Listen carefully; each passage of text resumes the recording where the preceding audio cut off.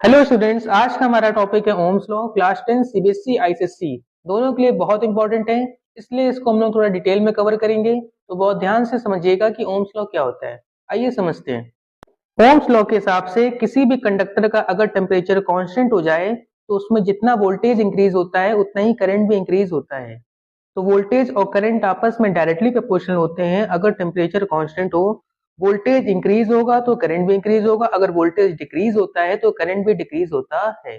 चलिए एक और एग्जांपल से समझते हैं इसको। सोचिए आपके पास एक पाइप है, आप जितना उसमें प्रेशर बढ़ाओगे पानी का फ्लो उतना ही तेज हो जाएगा। जितना प्रेशर उतना फ्लो। वैसे ही जितना वोल्टेज उतना ही करंट। सेम इलेक्ट्रिसिटी में भी यही चीज होती है। वोल्टेज इंक्रीज होने से करंट भी इंक्रीज हो जाता है।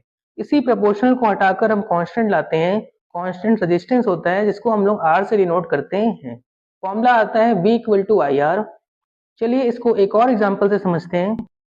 जिस तरह एक इलेक्ट्रिक सर्किट में इलेक्ट्रॉन को मूव करने के लिए एनर्जी की नीड होती है, जितनी एनर्जी मिलेगी इलेक्ट्रॉन उतना ही तेज फ्लो करेगा। एनर्जी हो गई वोल्टेज, स्पीड हो गई करंट। ज्यादा एनर्जी मिलेगी तो इलेक्ट्रॉन की स्पीड बढ़ जाएगी। वैसे एनर्जी वोल्टेज और स्पीड हो गई करंट। पुश करने से स्पीड बढ़ती है तो वोल्टेज बढ़ाने से करंट भी बढ़ता है। उम्मीद है कि आपको इसमें समझ में आ गया होगा। अगर अभी भी कोई डाउट्स है तो आप मुझसे पूछ सकते हैं। नेक्स्ट वीडियो के लिए बने रहिए, हम लोग फिर मिलेंगे एक नए टॉपिक के साथ। तब तक के लिए चैनल को लाइक शेयर एंड फॉलो कर लीजिए।